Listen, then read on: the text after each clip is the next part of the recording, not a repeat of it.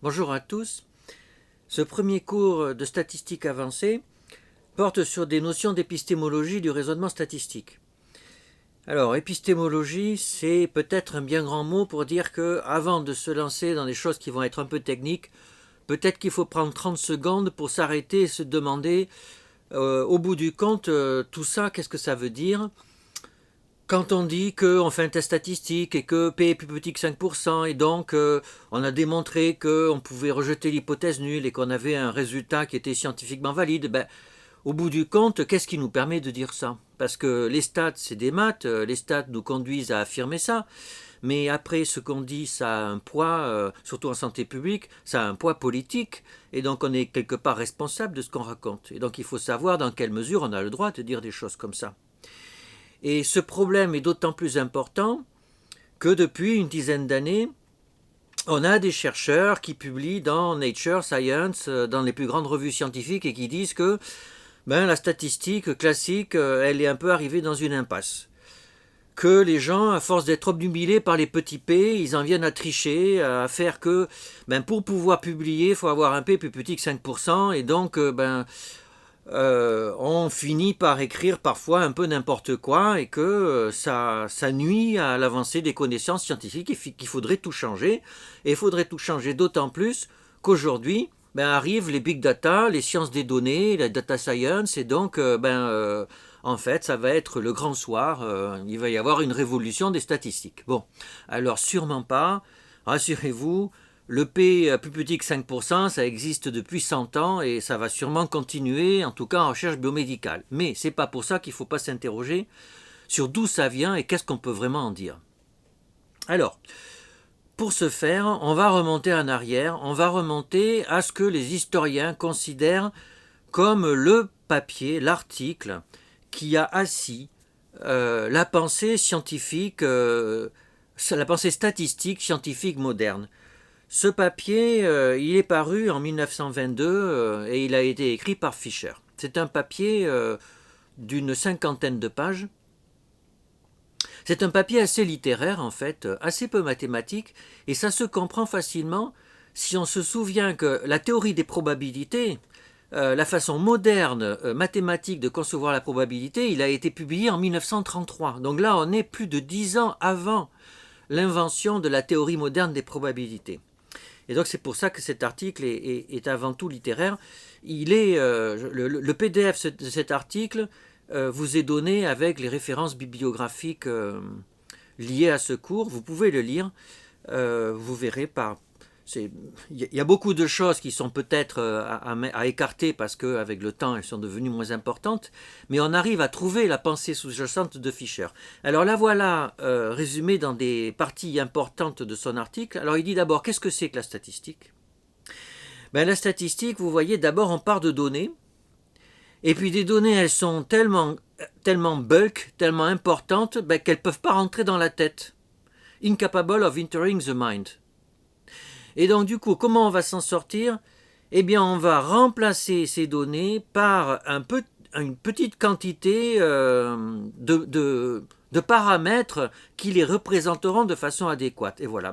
En fait, en peu de mots, il a trouvé quel est l'objectif de la statistique. L'objectif de la statistique, c'est de pouvoir donner du sens à un grand nombre de mesures qui ont été faites sur un grand nombre de sujets, et donc on n'y comprend rien. C'est pas possible de mettre tous ces tableaux Excel énormes avec plusieurs centaines de variables et plusieurs milliers de sujets, c'est pas possible de le mettre dans la tête, donc on va résumer tout ça avec des moyennes, des écarts-types, etc. Et ça va pouvoir conduire à donner du sens aux fichiers de données. Ça c'est le premier point. Et puis le deuxième point, il dit voilà, comment on va faire ça, comment on va accomplir ça ? Eh bien, on va imaginer une population infinie. Alors, vous voyez, le mot là-dedans, c'est hypothetical infinite population, à partir desquelles les données disponibles constituent un échantillon aléatoire.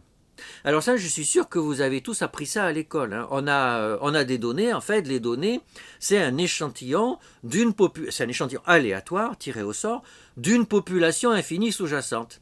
Et donc, dans l'échantillon, on calcule la moyenne. Et en fait, la moyenne, elle est le reflet plus ou moins exact de l'espérance qui existe dans la population sous-jacente. C'est lui qui a eu l'idée de formaliser les choses comme ça. Et figurez-vous que ça a été un peu un scandale à l'époque. Et son patron, qui s'appelait Karl Pearson, le Pearson du coefficient de corrélation, eh ben, il n'était pas complètement convaincu, et c'est même un euphémisme, il n'a jamais tellement accepté cette histoire. Pourquoi? Ben parce que qu'est-ce que c'est qu'une population infinie hypothétique sous-jacente? C'est un fantasme ou quoi?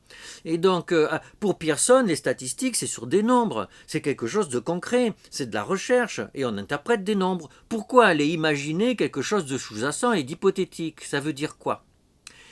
Ben, figurez-vous que on n'est toujours pas complètement au clair avec cette histoire de population infinie hypothétique sous-jacente.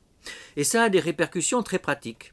Par exemple, alors, c'est vrai que en recherche en santé publique, par moment, on a vraiment des échantillons qui ont été tirés au sort d'une population, alors elle n'est jamais infinie, mais elle est grande et sous-jacente. Par exemple, vous savez, l'EGB, l'échantillon général des bénéficiaires, c'est un échantillon aléatoire au 1 centième de la population des assurés sociaux en France. Donc on a bien un échantillon qui est tiré au sort, plus ou moins d'ailleurs, hein, mais enfin en gros c'est un tirage au sort, de 60 millions d'individus. On peut dire que 60 millions c'est l'infini. De la même façon, on a fait une enquête sur la santé mentale des détenus. On a tiré au sort des prisons, parmi l'ensemble des prisons, et des détenus, on les a tirés au sort parmi la liste d'écrous qu'il y avait dans les prisons qui ont été tirées au sort. Donc là, on n'a pas vraiment un tirage au sort simple, hein, c'est un tirage au sort en grappe, mais on a un tirage au sort au sein d'une population. Alors, sauf que, dans toutes les études, ben, les gens ils peuvent accepter ou refuser de participer à l'étude. Et donc, en fait, on n'a jamais vraiment complètement, en général, hein, on n'a jamais complètement un échantillon purement tiré au sort. Mais, oublions ça, en fait, dans la réalité, quand on fait une étude cas témoins, les cas et les témoins, ils n'ont jamais été tirés au sort d'une population infinie de cas et de témoins. L'immense majorité des cohortes, la cohorte 3N, par exemple, c'est des femmes qui sont issues de la MGEN. C'est pas du tout un tirage au sort de femmes, d'une population infinie de femmes. Et donc, du coup, quand on calcule un intervalle de confiance d'une moyenne à partir d'un échantillon qui vient d'une de ces études, l'intervalle de confiance, il correspond à quoi? Puisque la population, elle est quoi? La population, elle n'existe pas vraiment. La population, elle est une population hypothétique, infinie, sous-jacente à l'échantillon. Et donc, il y a un vrai caractère abstrait, voire même, en étant un peu méchant, fantasmatique de ce que représente l'intervalle de confiance. Vous prenez 1000 personnes comme ça dans la rue, vous leur demandez s'ils fument du tabac ou du cannabis, vous obtenez une valeur 10%, et puis vous calculez l'intervalle de confiance avec n égale 1000, et donc vous dites, dans la vraie population sous-jacente, l'intervalle de confiance c'est 8%, 12%. Mais oui, mais 8%, 12%, c'est dans quelle population sous-jacente? Cette population sous-jacente, en lien avec mon échantillon de 1000 sujets, c'est quoi?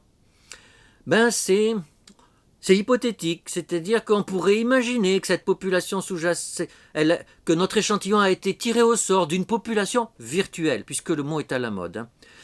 En fait, en statistique, c'est vrai le plus souvent, quand on fait des intervalles de confiance, même quand on fait des tests statistiques, on considère des populations sous-jacentes virtuelles. Alors vous voyez, c'est le premier point épistémologique un peu, qui permet d'emblée d'adoucir un peu ce que l'on dit quand on fait des inférences et quand on affirme des choses.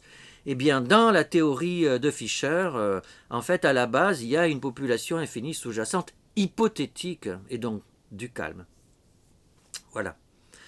Alors, deuxième point, dans le même article, Fisher, il va introduire ce que c'est que le petit p, qui conduit à tout ce qu'on voit dans tous les articles aujourd'hui, pour savoir si le hasard peut expliquer à lui tout seul ce que l'on observe. Alors on calcule un petit p, et plus le petit p est petit, moins on peut dire que le hasard peut l'observer, et donc plus on peut dire qu'on a vraiment trouvé quelque chose de réel. Alors vous me direz, oui, mais alors le hasard c'est quoi là-dedans? Le hasard, on en revient, le hasard c'est quand on considère que notre échantillon il a été tiré au sort d'une population sous-jacente hypothétique. Alors, il faut vraiment regarder dans le détail où il trouve sa définition, où il définit ce que c'est qu'un petit p. Alors d'abord, il part d'une statistique. Une statistique, c'est quoi dans le jargon de l'époque, et d'ailleurs dans le jargon des statisticiens mathématiciens d'aujourd'hui? Une moyenne, c'est une statistique. Un écart-type, c'est une statistique. Et donc il part d'une statistique, une moyenne, et il se demande si, il calcule une moyenne sur son échantillon.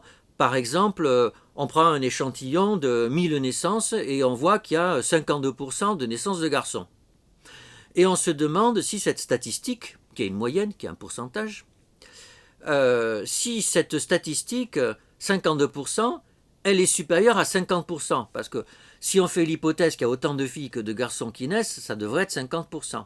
Mais du fait de fluctuations aléatoires, il se peut que sur ces 1000 sujets, on n'ait pas observé 500 naissances de garçons. On a pu en observer 505, 510, 520, peut-être même 550, pourquoi pas. Donc on part d'une statistique, qui est ce pourcentage, cette moyenne, et puis on va l'évaluer la probabilité qu'un worse fit pourrait être obtenu à partir d'un échantillon aléatoire de la population sous-jacente à l'échantillon sur lequel on travaille. Et on retombe sur la slide précédente. Mais ce qui est important là-dedans, c'est le worse fit. Souvenez-vous de vos cours de statistiques, le petit p, c'est quoi? C'est la probabilité que le hasard puisse expliquer à lui tout seul une différence au moins aussi importante que celle qu'on a observée entre les 52% de garçons qu'on a vus dans l'échantillon et les 50% que je postule sous l'hypothèse nulle où il y a autant de filles que de garçons qui naissent. Et donc c'est le worst fit, c'est une différence au moins aussi importante que celle qu'on a observée entre ce que j'ai vu dans mon échantillon et ce qui serait le cas dans une population où on aurait 50% de filles et 50% de garçons. Voilà. L'invention du petit p, elle se trouve dans ces quelques lignes. Alors, on est bien d'accord, c'est pas Fisher qui a calculé les premiers petits p. Les petits p, ils existaient déjà avant, et d'ailleurs, il semblerait que c'est Laplace, le mathématicien français, qui aurait calculé le premier petit p, justement sur la question est-ce qu'il y a plus de naissances de nouveau-nés garçons que de nouveau-nés filles. Mais peu importe, en tout cas, les historiens disent que c'est Fisher qui l'a formalisé le premier. Alors après, qu'est-ce qu'on fait de ce petit p? Et alors là, c'est important, lui il dit, écoutez, si le petit p, il est plus grand que 0,1, ça veut dire que le hasard pourrait l'expliquer avec plus de 10 chances sur 100. Bon, vous voyez, there is certainly no reason to suspect the hypothesis tested. C'est-à-dire, plus de 10%, ça le fait pas.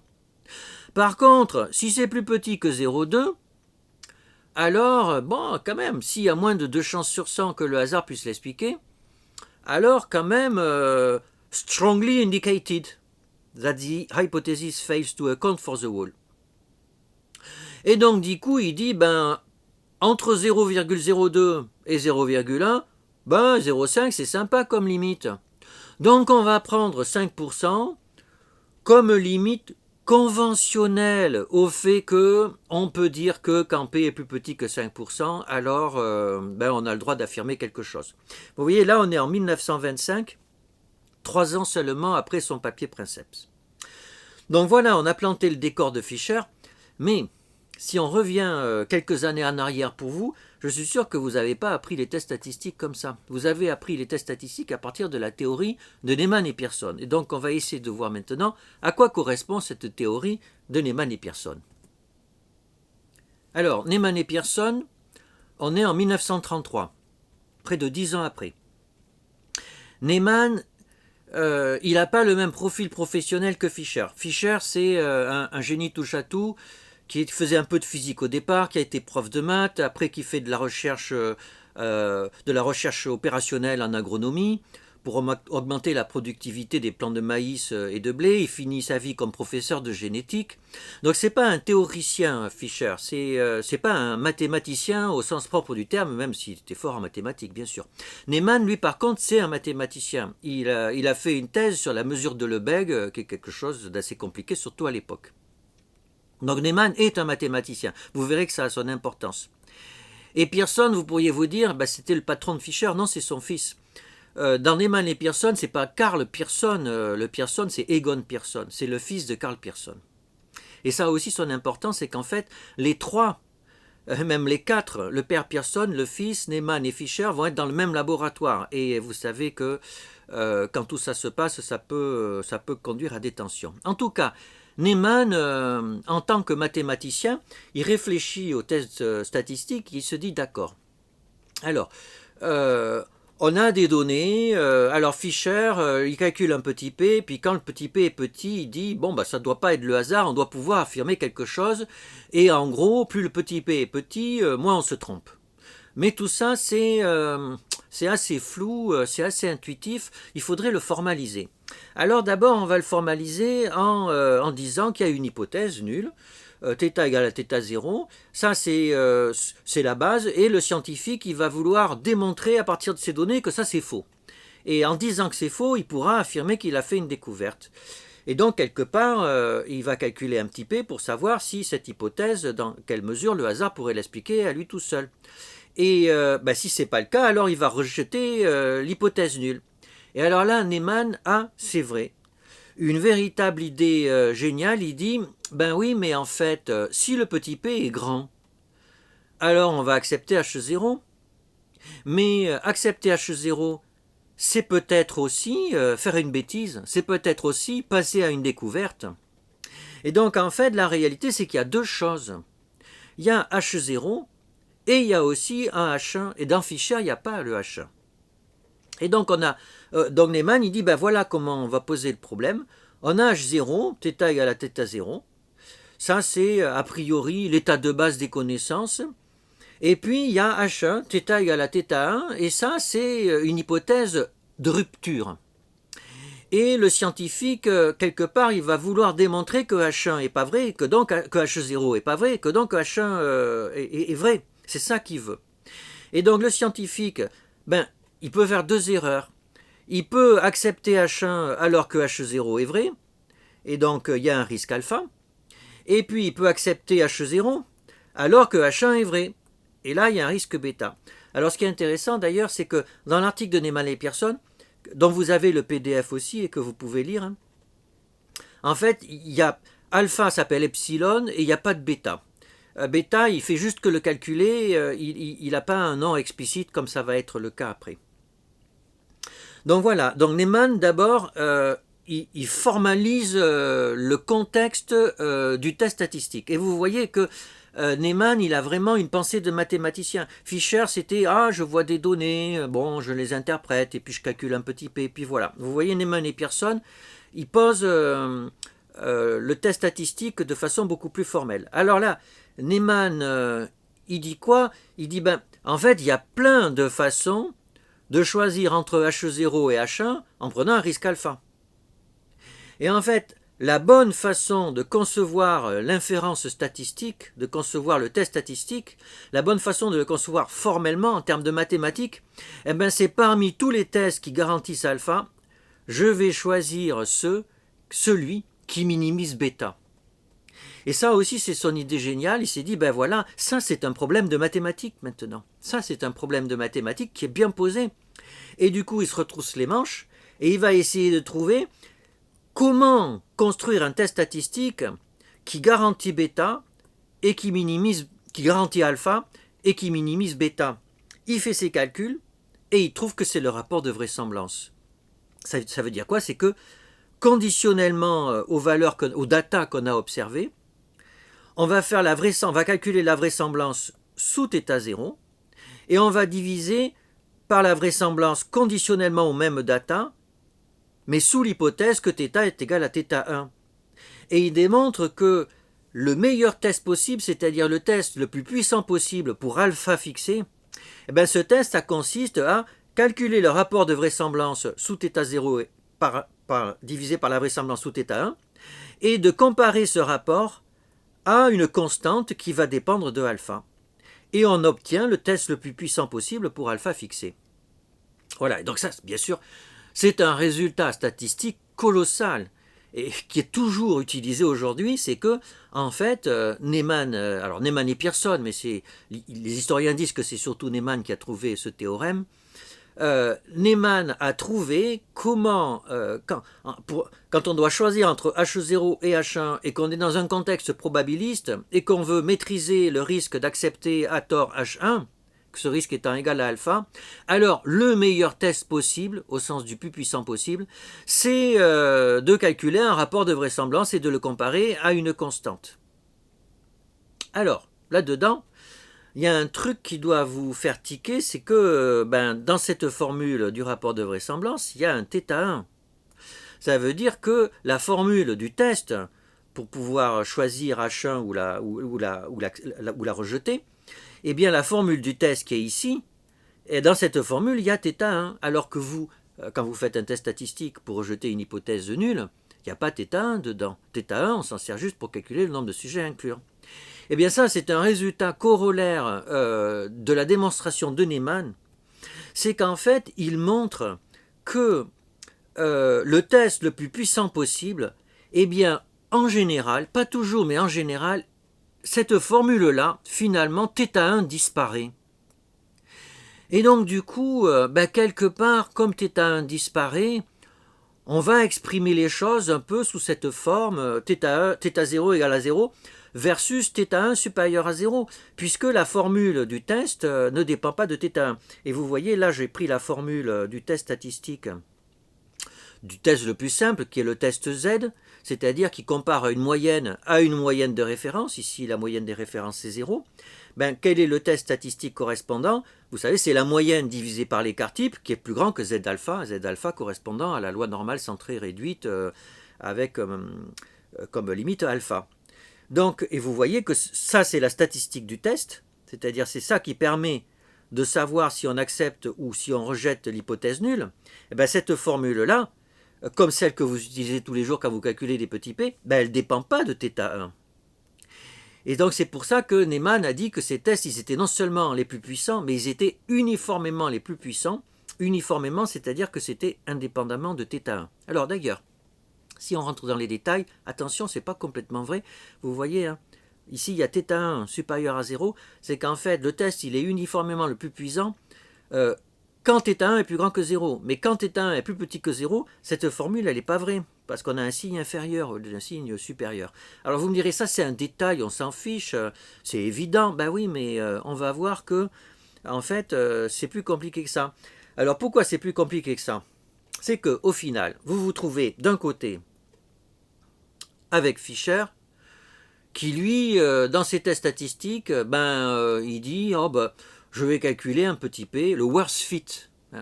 Dans quelle mesure le hasard pourrait expliquer à lui tout seul une différence au moins aussi importante que celle que j'ai observée.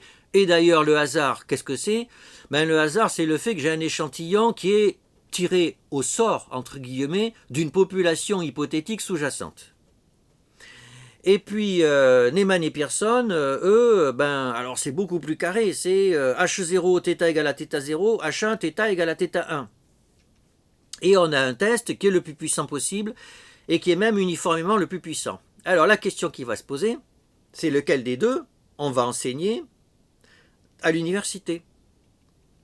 Et en fait, vraisemblablement parce que les enseignants de statistique sont des mathématiciens, parce que le théorème de Neyman et Pearson est, en termes mathématiques, absolument fascinant, puisqu'il formalise le test statistique, et en plus il conduit à un résultat qu'on trouve des tests les plus puissants et uniformément les plus puissants, alors c'est Neyman et Pearson que l'on va enseigner. Et le test au sens de Fisher, finalement, on va l'oublier petit à petit, même si en fait, quelque part,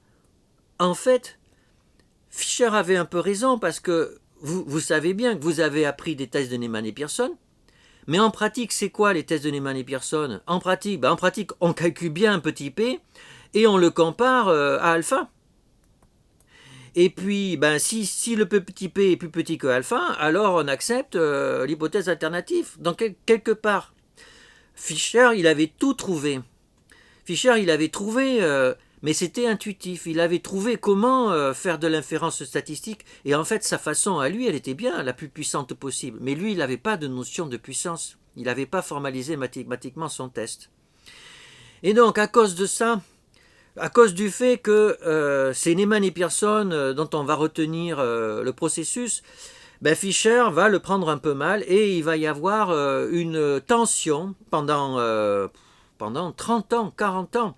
Une tension entre Fisher d'un côté et Neyman de l'autre où ils vont même s'insulter dans les articles. Alors on pourrait dire, c'est amusant mais on s'en fiche un peu. Mais en fait, ça a des vraies répercussions pratiques. On va les voir dans le détail à partir des textes qu'ils ont écrits les uns et les autres.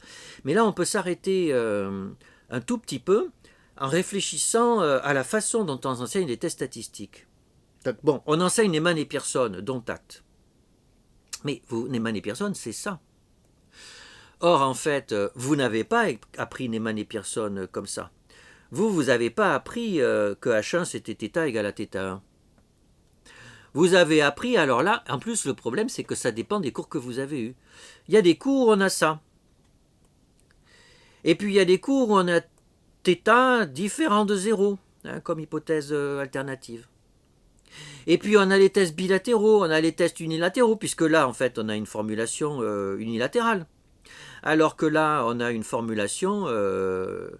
là on a une formulation unilatérale, là on a une formulation unilatérale aussi, puisque θ égale à θ1, θ1 s'il est positif ou il est négatif, et donc on est dans un des sens de l'inégalité, alors que θ égale différent de θ0, la formulation est bilatérale. Et donc il y a un vrai pataquès au niveau de l'enseignement des tests statistiques. Non seulement on enseigne Neyman et Pearson, ce qui est discutable, mais il fallait faire un choix, après tout pourquoi pas, on verra tout à l'heure que c'était peut-être pas le bon choix, mais enfin, le choix a été fait, mais en plus tout le monde n'enseigne pas Neyman et Pearson de la même façon, et 3, on n'enseigne pas Neyman et Pearson tel qu'il est dans la théorie des tests de Neyman et Pearson, et ça a des conséquences pratiques. Ça a des conséquences pratiques, c'est que, d'abord, θ1 disparaît, et donc du coup, quand on veut calculer la puissance, tout d'un coup, quand on veut calculer bêta, et pour nous c'est très important en recherche biomédicale parce que bêta est lié au nombre de sujets à inclure, et le nombre de sujets à inclure, ça dépend du budget, c'est indispensable pour les comités de protection des personnes, etc. Donc on a besoin de calculer de puissance, et donc tout d'un coup, quand on est obligé de calculer la puissance, on est obligé de revenir à θ1. Ah oui, c'est vrai, θ1 il existe, et donc il faut comme ça le sortir du fond d'un tiroir. Mais non, en fait θ1 il est à la base de la théorie des tests de Neyman et Pearson. Donc premier point, la disparition de θ1 nous pose un problème pour comprendre comment fonctionnent les tests statistiques. Alors on pourrait dire, c'est pas grave, puisque de toute façon, dans la pratique des tests, vu qu'on calcule un petit p, on le compare à alpha, finalement θ1 il sert qu'au nombre de sujets. D'accord, mais oui, mais on vient de le dire aussi, θ1, s'il est positif, le test il est dans un sens. S'il est négatif, le test il est dans l'autre sens. Ça veut dire quoi? Ça veut dire que dans la formulation historique des tests de Neyman et Pearson, les tests sont unilatéraux. Or, faut être honnête, en général, l'hypothèse alternative, c'est θ différent de θ0. En général, les tests sont appris comme ça, et donc ils sont appris avec une formulation bilatérale. Et alors là, pourquoi? Ça, c'est un mystère. Quand on regarde les manuels de statistiques, alors si on prend par exemple le manuel de Van den Verden de statistiques mathématiques qui date de 1967, on a bien l'expression originale de Neyman et Pearson. Donc on a une formulation unilatérale avec H1 qui correspond à θ égale à θ1. Ça c'est en 1967 dans un bouquin français. 20 ans plus tard, en 1987, on a la 8e édition du Snedeker et Cochrane, Statistical Methods, dans sa traduction française. Et là, tout d'un coup, on a θ différent de θ0, comme on l'apprend à la faculté. Donc il s'est passé quelque chose que les historiens vont devoir comprendre. Les enseignants des statistiques, tout d'un coup, ont basculé entre la formation originale de Neyman et Pearson et puis ce qu'on apprend. Et alors, c'est pas très grave. C'est pas très grave, sauf que... aujourd'hui, de façon très concrète, vous avez des essais thérapeutiques randomisés, où dans la partie méthode, vous avez les statisticiens qui disent « Eh bien, on a pris, comme d'habitude, un risque alpha à 5% bilatéral. » Et puis, vous avez des statisticiens qui disent « Ben non, nous, on a pris un risque alpha à 2,5% en unilatéral. » Et on peut se demander, mais pourquoi dans un cas c'est différent dans l'autre? Et on va chercher des explications compliquées. En fait, quelque part, ceux qui font des essais thérapeutiques avec un risque alpha à 2,5% en unilatéral, ils sont les plus proches de la théorie des tests de Neyman et Pearson. Quelque part, ils ont raison historiquement. Alors on pourrait dire, ah oui, mais quand même, dans la réalité des essais thérapeutiques, ce qui nous intéresse quand on fait de la santé publique, dans la réalité, il y a bien deux risques, un risque à gauche et un risque à droite. Donc il faut bien tenir compte des deux risques et les additionner, c'est pour ça qu'on fait des tests bilatéraux. Eh bien oui, mais moi je vous renvoie la question. Est-ce que vous pensez que les risques sont les mêmes à gauche et à droite? Dans un cas, dans un essai randomisé, vous avez un essai, vous testez une nouvelle molécule A, vous la comparez à une vieille molécule B. Dans un cas, le risque, c'est d'accepter que A est meilleur que B alors que A est égal à B. Dans l'autre cas, c'est de prendre le risque de dire que A est pire que B alors que A est égal à B. Et vous voyez, les deux risques n'ont absolument rien à voir. Dans un cas, on risque de mettre sur le marché une nouvelle drogue qui en fait est aussi bonne qu'une ancienne et qu'on connaît bien et qui est moins chère, vraisemblablement. Dans l'autre cas, on va dire que le nouveau médicament est pire que le vieux médicament, alors qu'en fait ils sont pareils. Mais on s'en fout de ça, puisque si le nouveau médicament, si on dit qu'il est pire alors qu'il est pareil, s'il est pareil, de toute façon, on ne perd pas grand-chose, puisqu'on a déjà un médicament aussi efficace. Donc les risques à droite et à gauche, en général, en recherche biomédicale, ne sont pas les mêmes. Et donc du coup, faire des tests bilatéraux, c'est très critiquable. C'est très critiquable pour deux raisons. Un, parce que les risques ne sont pas symétriques. Et deux, parce que la théorie des tests de Neyman et Pearson, elle est fondamentalement unilatérale. Ouf. Donc vous voyez, ces questions épistémologiques ont un réel impact sur notre façon de concevoir les tests statistiques. Alors, maintenant, ce que je vous propose, c'est de revenir en arrière et de rentrer dans le détail de la querelle de Fischer et Neyman et Pearson pour voir dans quelle mesure les tests proposés par Fischer sont vraiment différents des tests proposés par Neyman et Pearson et d'essayer de comprendre à la fin qu'est-ce qu'il faudrait faire en pratique. Alors là, on est en 1956, donc on est 20 à 30 ans après les papiers Princeps de Fischer et de Neyman et Pearson. Et donc en 20 ans, en fait, ce qui s'est passé, c'est que Neyman et Pearson a raflé la mise. On enseigne les tests statistiques comme Neyman et Pearson l'ont proposé dans leur article de 1933. Et donc Fischer, il a mauvaise. Et voilà ce qu'il dit. Alors il dit dans ce papier, bien sûr, si on a un petit p à 1%, et puis si on fixe une limite à 1%, alors bien sûr, dans 1% des cas et pas plus, on se trompera. Ok, c'est vrai. Mais ce calcul est absurdement académique. Vous voyez, il y va pas de main morte. Hein. Parce qu'en fait, aucun scientifique n'a un niveau de significativité fixé comme ça tout le temps et dans toutes circonstances.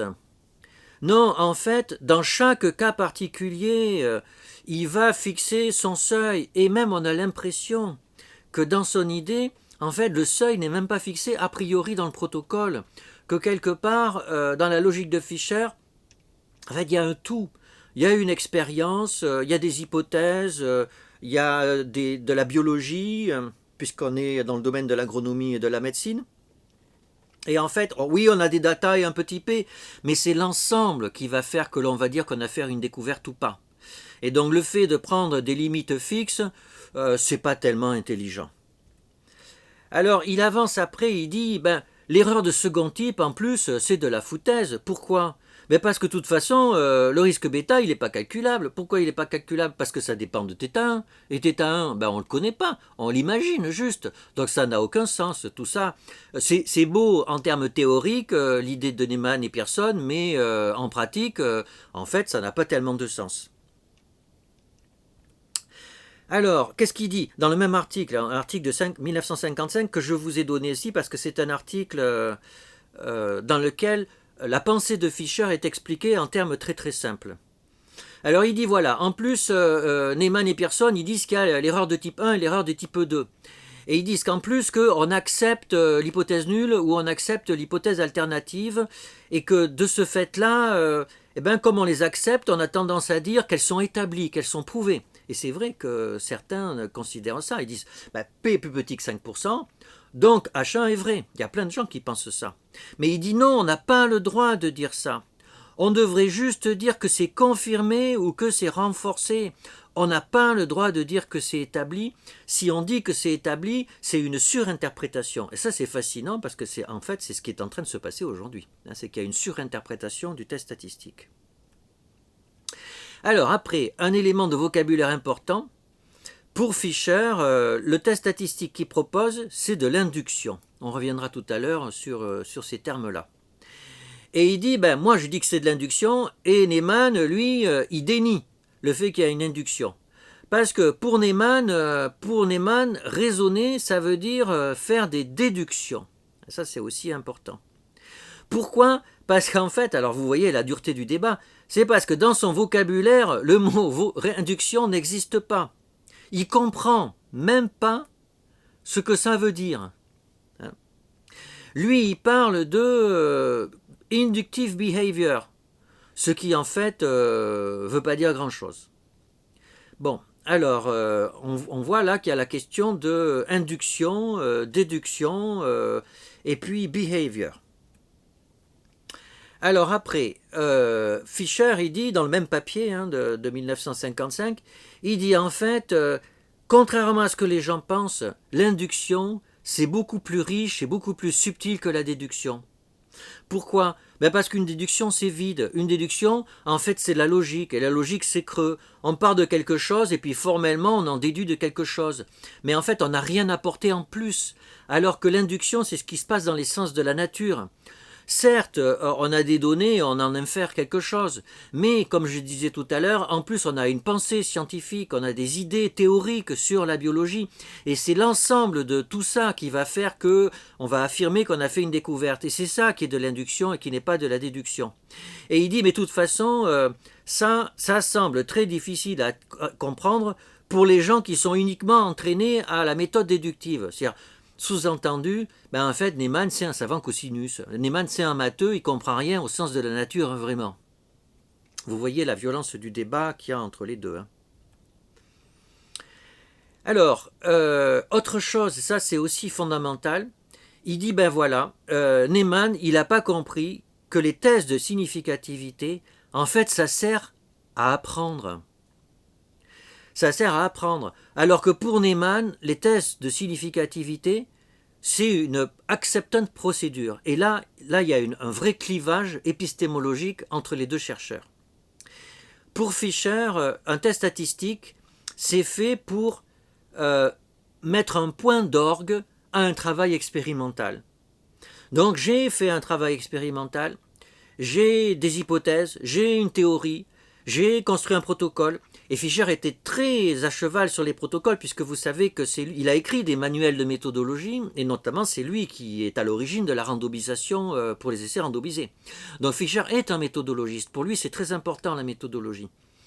Et bien sûr, à la fin, on va faire un test statistique qui va nous permettre de conclure comme un point d'orgue.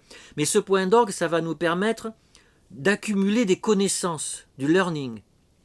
Alors que pour Neyman et Pearson, en fait, ils ont H0, H1, faut choisir, et c'est une procédure d'acceptance un peu raide, un peu froide, qui ne tient pas compte de tout ce qu'il y a dans le contexte. Et Fisher, il va même dire des trucs assez durs. Il va dire les tests de Neyman et Pearson, c'est pas pour la science, c'est pour les ingénieurs. C'est pour les ingénieurs russes et les ingénieurs américains, parce qu'on est en 1955 en pleine guerre froide. Et donc, il y a une course technologique entre la Russie et les Américains. Et donc, Fisher, en anglais, il dit, bah ouais, Neyman et Pearson, Neyman était parti aux États-Unis à cette époque-là, le test de Neyman et Pearson, en fait, c'est bon pour les ingénieurs américains et russes, c'est pas bon pour les connaissances. Puis voilà un peu la conclusion qu'il donne. Il dit, en fait, le travail d'inférence, en fait, c'est, je dois d'abord me demander quels sont les motifs de mon travail expérimental. Je dois chercher les forces et les faiblesses de mon travail. Et bien sûr, je fais un protocole, bien sûr, je vais l'interpréter comme un esprit rationnel. Mais quelque part à la fin, Quand je vais prendre une décision, quand je vais affirmer que ce que j'ai trouvé c'est quelque chose de nouveau, alors c'est moi qui vais le faire en tant qu'esprit libre. Cette décision que je prends de dire que j'ai trouvé quelque chose, c'est en tant qu'un esprit libre. Et donc c'est pas une règle H0, HA, alpha et bêta qui va se substituer à moi en tant que sujet libre pour dire que j'ai trouvé quelque chose. Vous voyez, il y a presque une différence éthique entre le test de Neyman et Pearson et l'inférence au sens de Fisher. Alors, et ce que dit Fisher après, c'est que ça doit avoir un impact majeur, bien sûr pour la recherche, mais tout autant pour l'enseignement. Et donc il se plaint que l'enseignement des statistiques est tombé in a grave confusion, hein, que ça ne va pas du tout. Et qu'il espère dans la sanity et le réalisme des enseignants de statistiques pour pouvoir enseigner les statistiques comme elles devraient le faire, comme elles devraient l'être, enseignées de façon éthique. Et, vous voyez ce qu'il écrit, elles devraient être enseignées par des hommes et des femmes qui ont une expérience personnelle de la recherche dans les sciences naturelles. Et c'est encore une pique aux mathématiciens, ça ne doit pas être les savants cosinus mathématiciens qui enseignent des statistiques parce qu'ils enseignent ça comme des algorithmes, alors que la recherche scientifique, c'est pas la conduite d'un algorithme, c'est la prise en compte d'un tout. Ça, c'est un article de 1960 dans cette revue, Journal of Operation Research Society of Japan, qui est un article assez dur contre Neyman. Et Neyman, du coup, va avoir un droit de réponse. Vous voyez, un droit de réponse dans la même revue, la même année. Alors, la réponse de Neyman est elle aussi assez dure. Voilà, alors il dit, Fisher, il oppose inductive reasoning à inductive behavior. Il dit, voilà, Fisher, c'est un proponent de l'inductive reasoning. Mais, après avoir fait beaucoup d'efforts pour comprendre ce qu'il entend par ces mots, j'arrive à la conclusion que, au moins dans le sens de Fisher, ce terme est vide, excepté peut-être à moins d'un usage dogmatique pour des choses. Alors, on va voir là aussi, ça c'est un problème. Hein. Donc, il accuse Fisher d'être inconsistant en termes épistémologiques, mais il l'accuse aussi d'être inconsistant en termes mathématiques. Et là, c'est vrai qu'il y a un petit hic, c'est que, je vous l'ai dit, Fisher n'était pas un mathématicien comme Neyman, et Fisher a eu, comme beaucoup de génies, des idées qui se sont avérées pas complètement, alors pas complètement vraies, mais en tout cas qui ont été des impasses. Et notamment, Fisher a développé le concept de probabilité fiduciale. Il a écrit beaucoup de papiers là-dessus pendant plusieurs décennies. On n'a jamais vraiment compris ce qu'il voulait dire.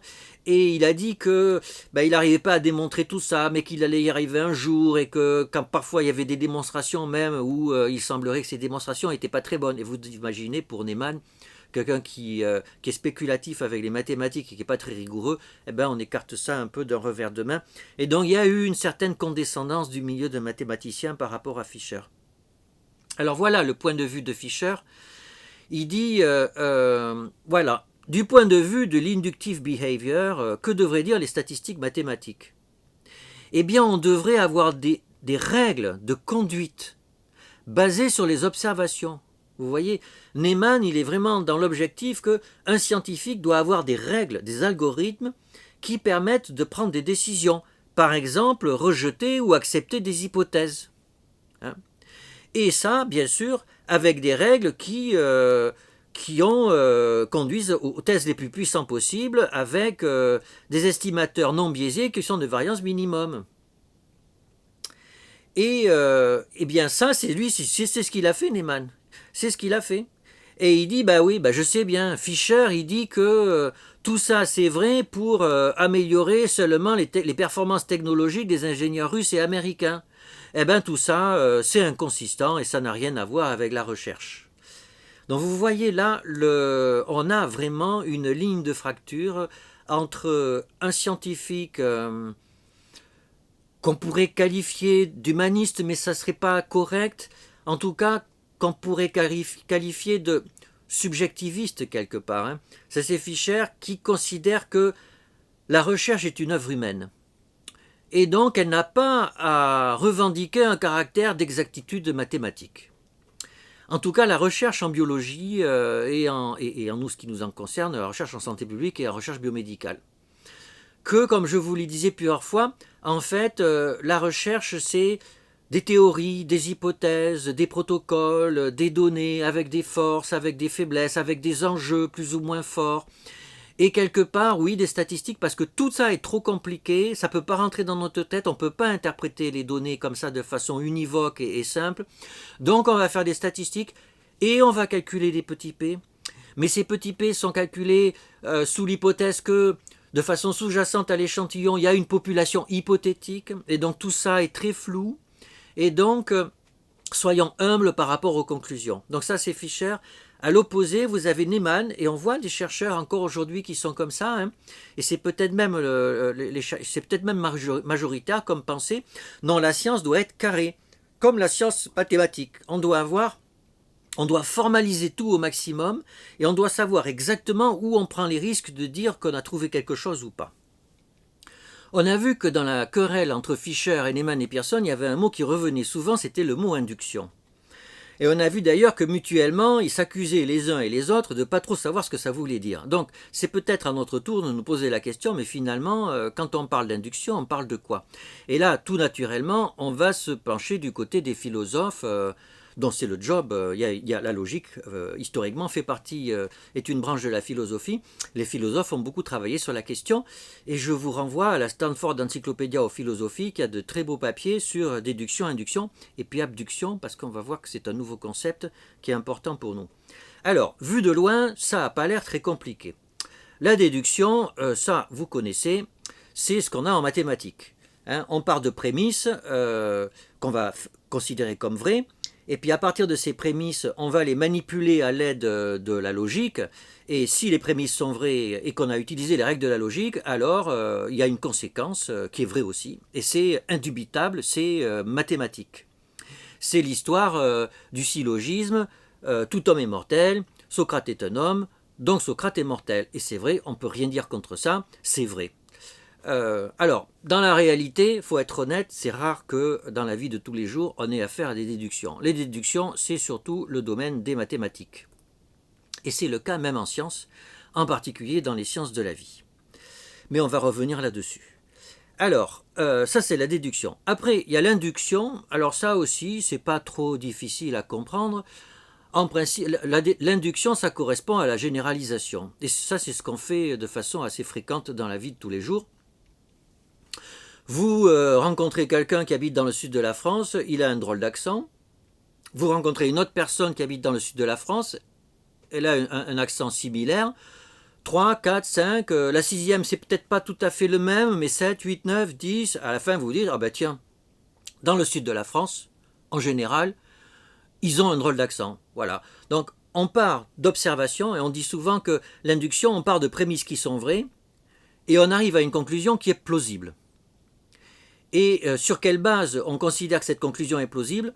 Sur la base d'une généralisation à partir d'un échantillon. Et donc là, vous me voyez venir, du coup, il y a des gens qui vont dire que la statistique qui calcule des fréquences, quand la fréquence est élevée, la statistique va conclure qu'il y a quelque chose de vrai que l'on observe, en tout cas que c'est vrai de façon plausible. Et donc certains auteurs associent les statistiques à l'induction. Certains auteurs. Donc l'induction, c'est une généralisée des observations. Alors, depuis plusieurs dizaines d'années, il y a un concept que les philosophes développent de plus en plus, et si je dis que c'est depuis quelques dizaines d'années, c'est qu'en fait, l'abduction n'était pas tellement connue du temps de Fischer et de Neyman et Pearson. Ça existait déjà, hein, mais c'était moins connu qu'aujourd'hui. Qu'est-ce que c'est l'abduction? L'abduction, ça part de conséquences que l'on considère comme étant vraies, que l'on observe, et on se demande quelles pourraient être les prémices plausibles en rapport avec ces conséquences. Alors ça paraît un peu compliqué, mais en fait, dans la vie de tous les jours, on fait ça. Par exemple, vous sortez de chez vous un matin, vous voyez que la pelouse et la rue sont humides, sont mouillées. Vous dites, tiens, donc ça c'est ce que vous constatez là. Et vous vous demandez, à cause de quoi la pelouse et la rue sont-elles mouillées? Et vous vous dites, tiens, il y a un camion de la voirie qui est venu tout arroser, mais non, il n'aurait pas arrosé la pelouse. Il y a un voisin qui a tout arrosé, mais non, mais c'est peu probable. Non, il a plu. Voilà. S'il y a de l'eau sur la pelouse et sur la rue, c'est qu'il a plu. Vous partez de quelque chose, vous partez d'une conséquence que vous considérez comme vraie puisque vous la voyez, et vous imaginez quelle est l'hypothèse, quelles sont les prémices les plus plausibles en lien avec cette conséquence que vous observez. Et bien ce mécanisme-là, ça s'appelle faire de l'abduction. Et alors c'est intéressant pour nous médecins parce que le raisonnement médical en fait est très abductif. Vous voyez un patient, vous regardez quel symptôme il a, quel syndrome, vous faites un diagnostic, et donc conditionnellement aux symptômes, vous vous demandez quels sont les diagnostics que vous avez appris à l'école qui collent le plus au tableau clinique que vous avez en face de vous. La pensée médicale est une pensée abductive. Alors bien sûr, là, certains vont imaginer tout de suite que l'abduction, c'est proche de la pensée bayésienne. Vous allez avoir des cours sur la pensée bayésienne qui prend une place de plus en plus importante en statistique et en recherche biomédicale, et à juste titre de mon point de vue. Le bayésien, en quelques mots, c'est quoi? La pensée statistique bayésienne, elle consiste à dire que quand on conclut quelque chose à partir de données, en fait, on conclut quelque chose aussi à partir de ce que l'on sait a priori sur l'expérience que l'on vient réaliser. Alors non seulement, alors ça on retrouve ce que pensait Fischer, mais les bayésiens ils vont le formaliser. C'est-à-dire ils vont, à partir de l'ensemble des connaissances dont on dispose sur la question que l'on se pose, on va construire une distribution mathématique, statistique, a priori. Donc ça résume tout ce que l'on sait a priori sur notre manip. Dans la manip, on va observer un phénomène, et donc on va avoir une distribution observée à partir de ces observations. Et à partir de la distribution a priori et de la distribution observée, on va les mélanger grâce au théorème de Bayes, et on va avoir une distribution a posteriori, à partir de laquelle on va pouvoir tirer des conclusions. Et donc pour certains, vous voyez, l'abduction pourrait correspondre à une approche bayésienne. Mais, en fait, ça n'est pas si simple. Et quand on lit les textes des philosophes, eh bien on se rend compte que entre induction, abduction, et pensée statistique et pensée bayésienne, eh ben, il y a un méli-mélo. Et que les philosophes, entre eux aujourd'hui, en début de XXIe siècle, ne sont toujours pas au clair sur quelle est l'épistémologie de l'inférence dans la recherche biomédicale en ce qui nous concerne. Est-ce que ça relève de l'induction, de l'abduction, d'une partie de déduction, etc. Donc aujourd'hui, pour résumer, et ça c'est ça qui nous importe, eh ben, malheureusement, il y a un grand flou épistémologique dans ce qui fait la pensée statistique en recherche biomédicale. Et ça, c'est un problème, mais on a à vivre avec. Alors, quelle conclusion? La conclusion, c'est que, c'est la constatation que l'on vient de faire, nous sommes dans un grand flou épistémologique autour de ce qu'on raconte quand on dit que l'on fait de la statistique et qu'on tire des conclusions à partir de la statistique. C'est juste la réalité. Et donc, comme il y a un grand flou épistémologique, eh ben, les gens comprennent ce qu'ils ont envie de comprendre. Et c'est ça le problème. Alors, qu'est-ce que les gens ont envie de comprendre? D'abord, il faut avoir conscience que, en général, dans la vie, les gens n'aiment pas le hasard. Parce que le hasard, c'est de l'incertitude. L'incertitude, c'est on ne sait pas trop ce qui va se passer. Et donc, on est mal à l'aise quand on ne sait pas trop ce qui va se passer. Donc, dans la vie, en général, on n'aime pas l'incertitude, on n'aime pas le hasard. Mais deux, en médecine, c'est encore plus vrai. Vous prescrivez un traitement, d'abord vous faites un diagnostic, vous n'êtes pas sûr du diagnostic, c'est gênant parce que du coup la stratégie thérapeutique, vous n'êtes pas trop sûr vous savez pas trop sur quoi elle va être axée. Donc les médecins veulent avoir des diagnostics qui sont sûrs, et les patients aussi d'ailleurs, vous avez dû remarquer. Mais en plus, au moment où vous prescrivez un traitement, les médecins et les patients, ils ont besoin de savoir que c'est le bon traitement. D'ailleurs on dit, vous savez, on a prouvé son efficacité, vous voyez. Hein. Donc on veut être sûr que le traitement est le bon traitement. Et cette quête d'assurance va faire que on considère implicitement aujourd'hui que les tests statistiques, ils conduisent à faire des déductions. Et si vous réfléchissez un peu, vous constaterez que c'est un peu ce qui se passe. C'est que